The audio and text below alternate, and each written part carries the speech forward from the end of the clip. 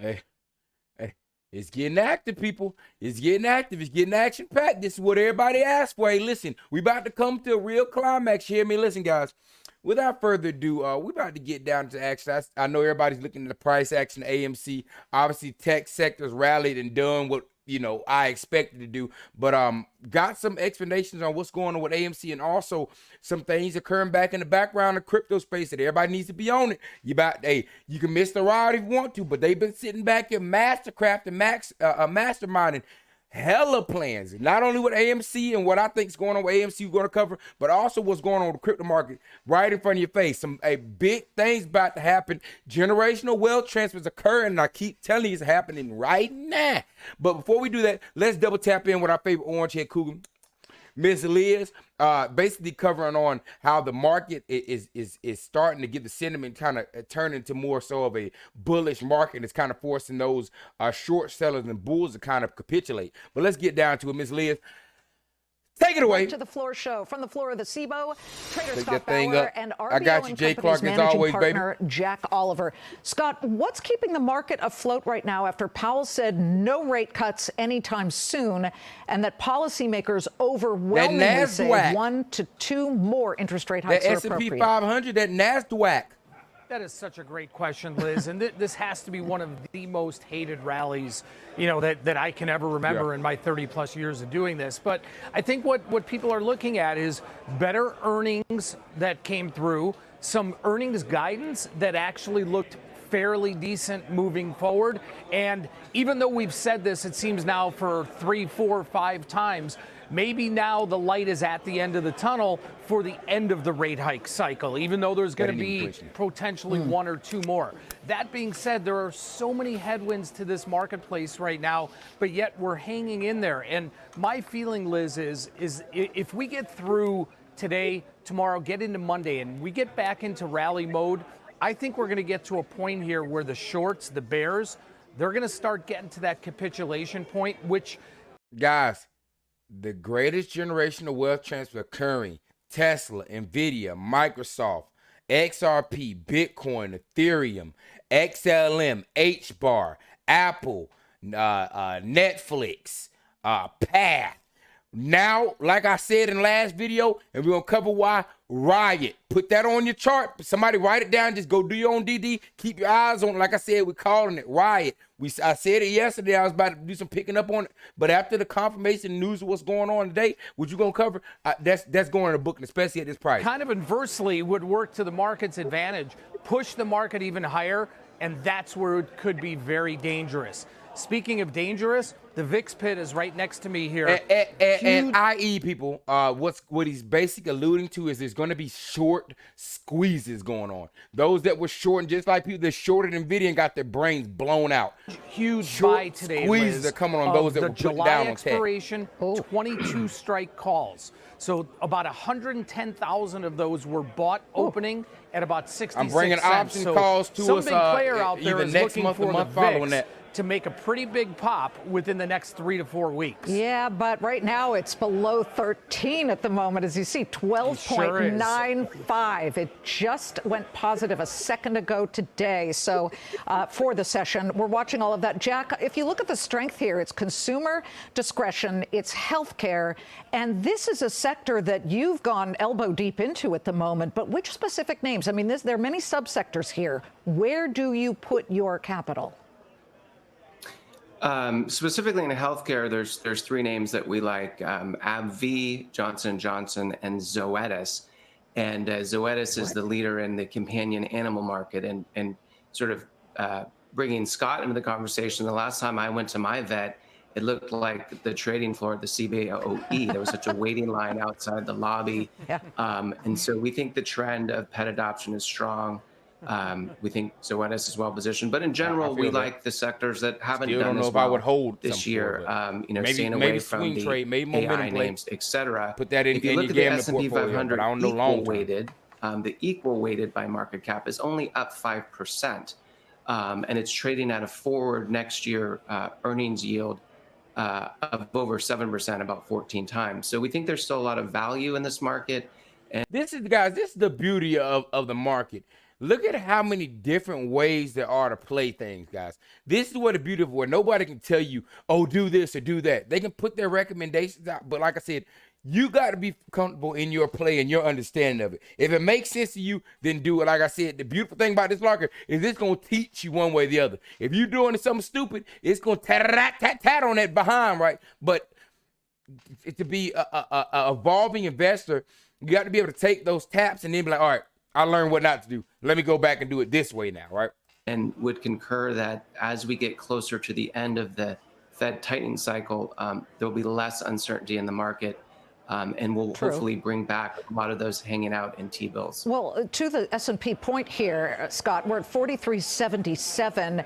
What's the next resistance level? I mean, as you look up to the sky, where is that next point you're watching specifically? Exactly. Exactly. You're looking really all the way up, honestly, at about 4,600, which is why I made my point that if we get through, this week and then Monday we come in and the market's higher, that could be the point that the shorts and the bears say, I've had enough, because they're seeing a lot of dead air above until a real significant money's sitting on the sideline. The volatility that we're seeing, the volatility in the S&P options are the lowest they've been in probably 5 years. Implied volatility for at the money options in the S&P going out to next Friday is 10%. That is just unbelievable. This guy's bullish. When we see vol like this, that usually coincides with a market what they got that is grinding up higher. And again, I'm fearful Apple, Microsoft, that if these bears start to capitulate on a big y'all don't want to throw that we're NVIDIA going to up get there. a massive move, which notice how they don't put those names that's actually making moves up here. They don't want y'all on that. people are going to like, but They don't want y'all on that. out. Okay, but if you look at, Amazon, say, for example, where's what some has big been dogs? a play recently, Put them money big dogs markets, up there. treasuries.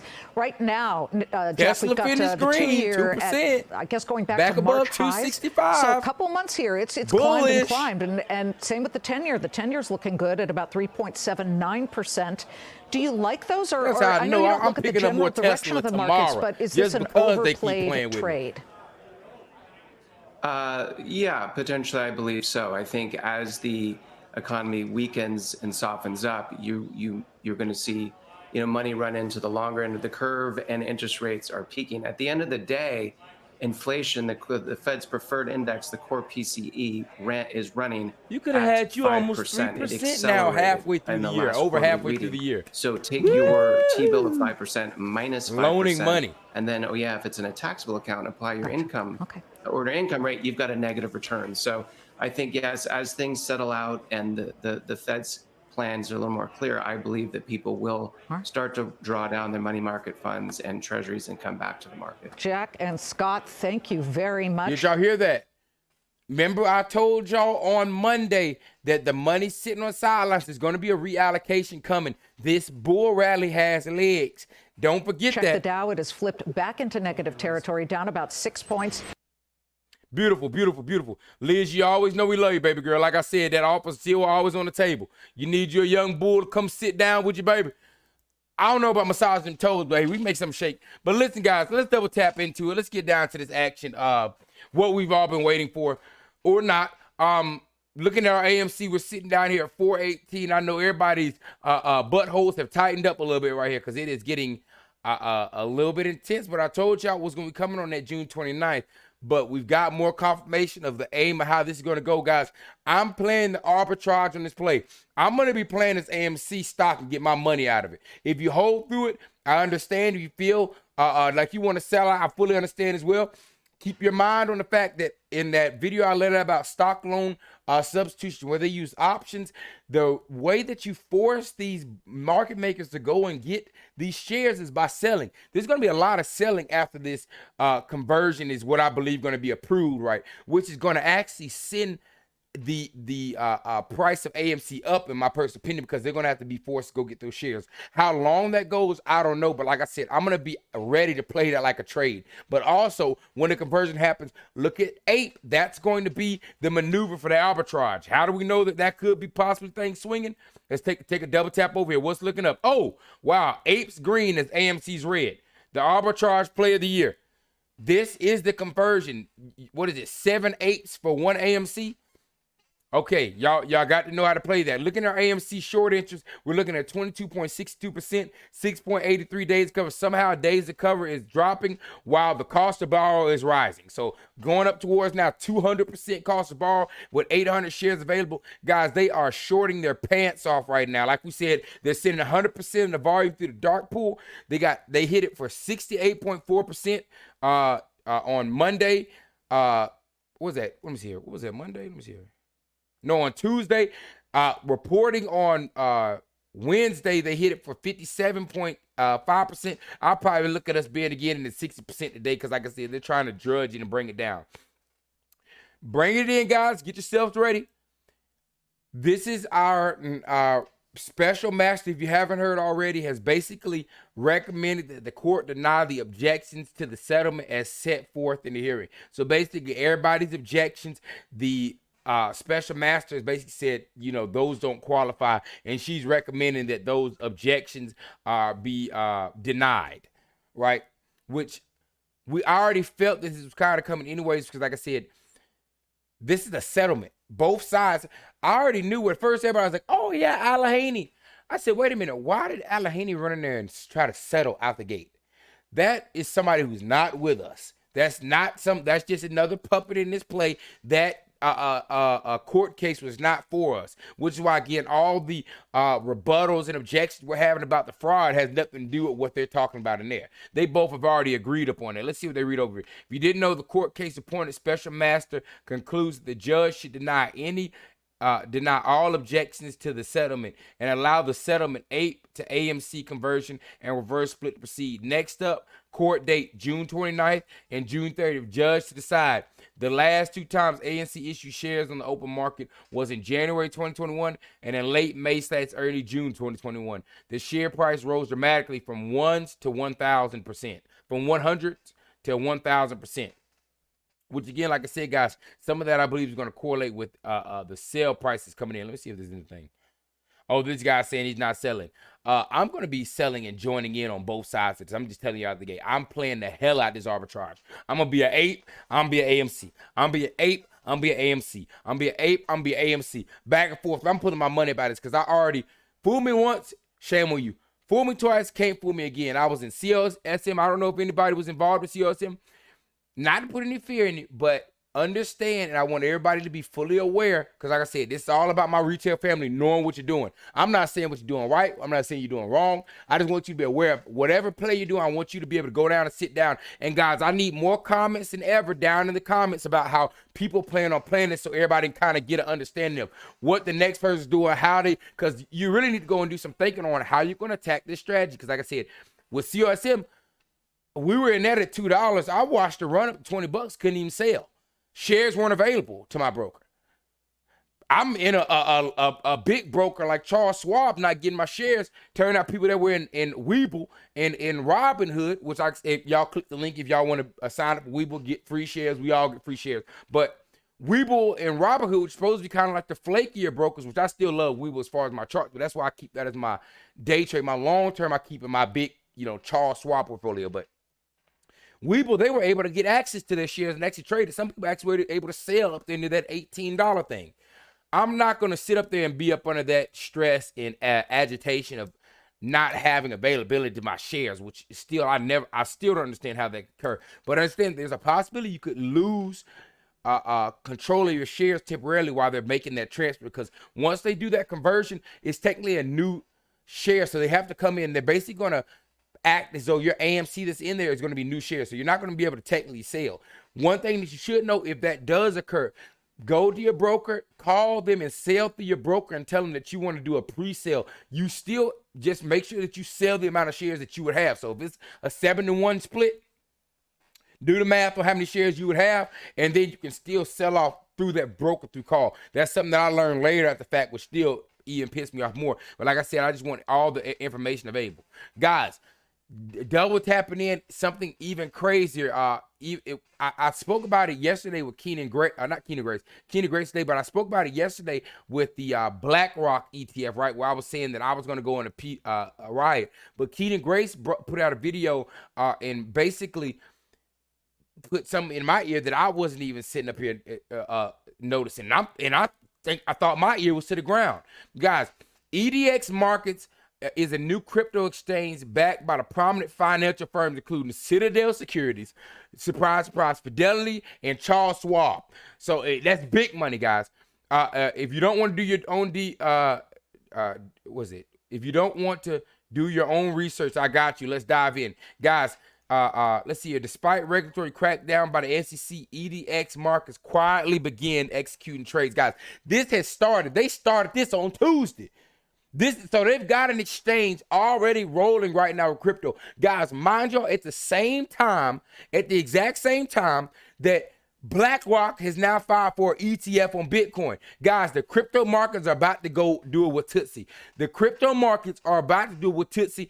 If you haven't been loading in, like I said, guys, y'all just gonna miss out on it if you're not gonna be an active trader. But you should have been loading up on your XRP, your Bitcoin, your Ethereum, your XLM, HBAR. Hell, my damn Pepe coin is up.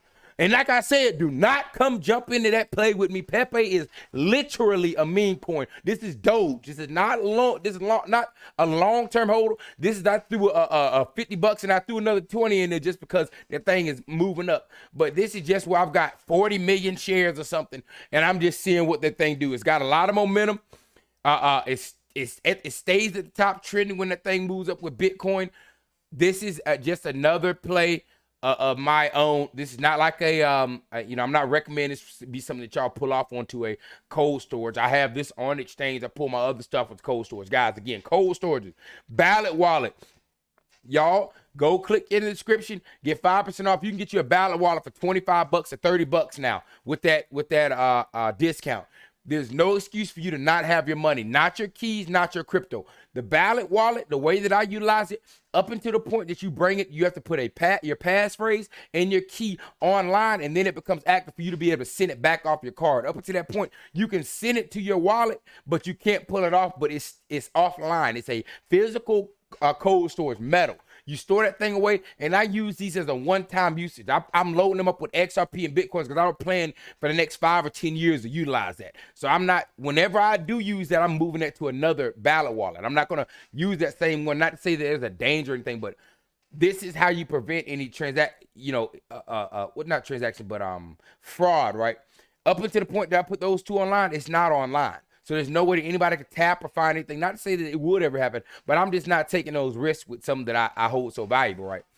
Next step up, if you have the money, Ledger Nano X, that's one of my top recommends. Like I said, Ballot Wallet to start off with. You have to you don't have to, but I'm just telling you how to be the safest. Utilize it as a one-time usage. Once you bring that online, you need to get you another Ballot Wallet and load whatever you brought onto that exchange to that new Ballot Wallet. Because once it's online, it's technically it's online, right? But now you could use that one that you bring online for like a day-to-day usage. Like you send some ballot, because once your ballot's linked, they're all on your phone. You can see your crypto. I load and I show you. Y'all can go and look at my crypto playlist. I show you how you upload and send your Ballot Wallet stuff, but it's all listed on your phone. You can send them in between Ballot Wallets without having to bring them online. So you could technically have one that you have online to where you could be like, when the time comes, because like I said, Weeble's already said they're allowing the payment with crypto now. But let's say that you had wallet holding Bitcoin, you can send it over to your daily wallet, a certain percentage, and go and swipe, or et cetera, et cetera.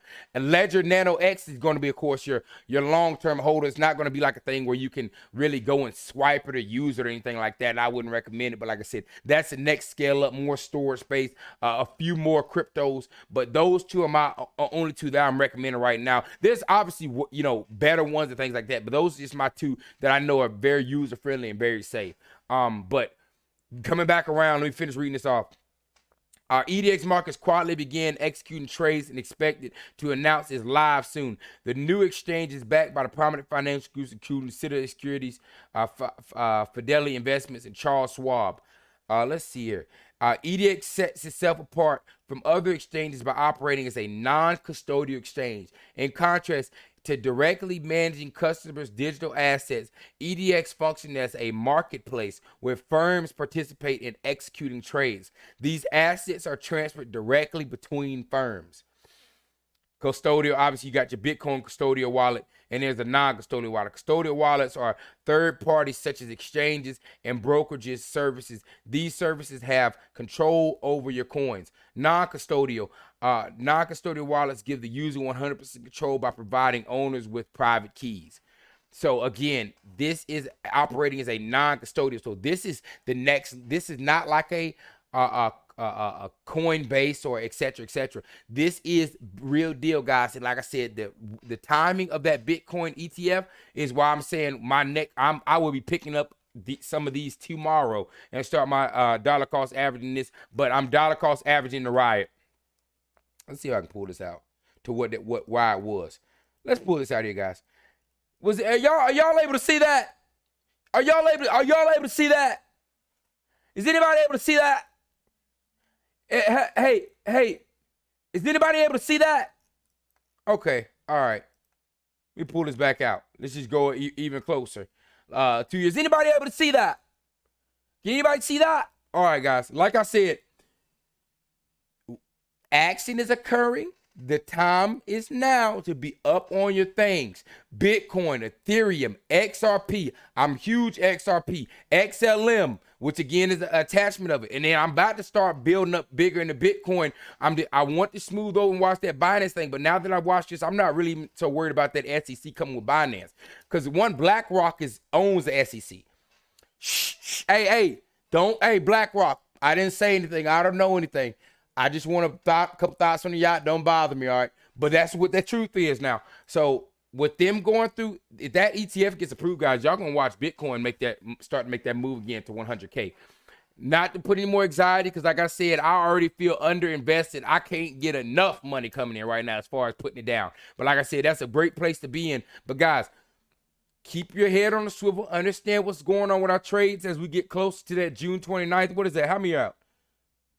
1, 2, 3, 4, 5. 5 market days, guys. It's getting active. We're getting down to it, guys. I love this. Hey, I'm glad to be here with y'all in this, guys. This is something exciting. I know this could be a little bit, bring a little bit of anxiety to people, but like I said, the time is now to be in it. And I, again, recommend 10 to 20% of your gambling portfolio, reallocate, putting a mass majority of stuff in these long-term, high pricing power trades. Ask Jay Clark how his money doing that he invested in a few stocks. It's up good. That's what we want. Long as the money's growing, I'm all right. Even with little dips where you like, this is what lets me know. This is what lets me know. Look at this. This was the dip. This was the dip. Oh, crap. That messed up my chart. But wait, that's too far. Excuse my French.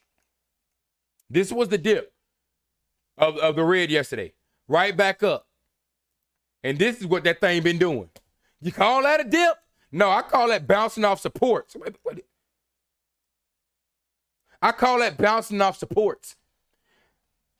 You don't have to be the greatest technical reader, like I said. You really only need a little bit of technical analysis. I went over in depth with technical analysis just to realize that this is more so the markets and the different agendas and emotions more so than just technical analysis. But it does help to be able to read double bottoms, and things like that. But nonetheless, much love to y'all, guys. We got more coming, more bangers. I appreciate y'all for allowing me a dream to come true. I love talking with y'all. I love having these conversations. Like I said, we can't really have these conversations with everybody else. Hey, like I said, salute to you being in the market. Salute to you putting your foot down, trying to grow your wealth. Salute to you learning. Salute to you fighting these battles. There's a massive play going on. We're watching for this June 29th, but I'm going to leave this last comment. Blue brought it to my attention, but it clicked in with everything else that I had pulled together. Somebody's buying AMC. Is it Intera? Is Intera buying AMC? Because there's somebody, they're bringing this price down for somebody to purchase this. We got in over our head and wedged in the middle of them setting up this fraudulent thing, basically where they were making all this money while they were setting up for somebody to buy it. But somebody's buying AMC. Now, with that being said, You can ride through that and hold, just sit down and hold tight. Like I said, there's nothing wrong with that. Obviously, we know AMC is going to go above $4.50 eventually. It's got to go up there, match center mark. You can play the trade, maximize your money, arbitrage, riding ABC, riding the pops, jumping out, catching back down on dips, riding up again, which is what I plan to do. Like I said, I've been AMC long enough.